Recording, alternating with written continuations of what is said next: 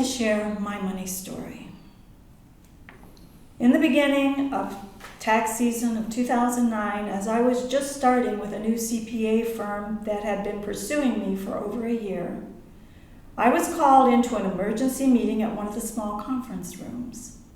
As I entered, I felt uneasy. Very quickly, I found out that my services were no longer needed, and I was escorted back to my office, and I could only take my purse and clothing.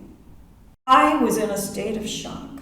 I tried calling a few close friends before I started driving home.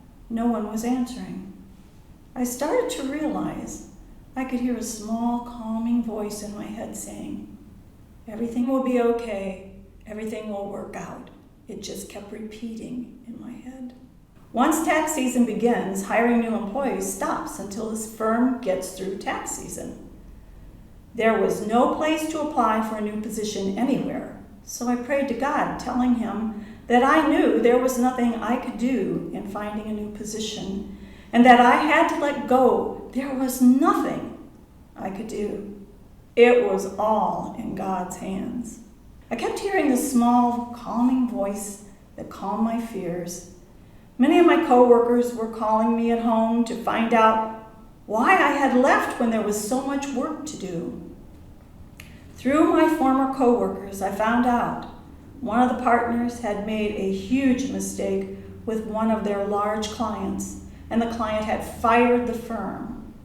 In order for the firm to survive, the biggest expense is the employees, and any new employees or anyone reaching retirement were let go immediately. 47 people lost their positions that year.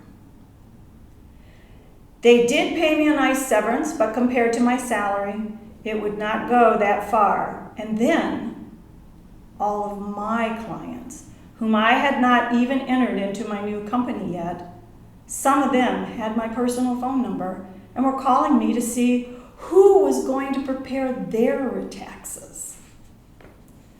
I finally figured out that I could start a business at home.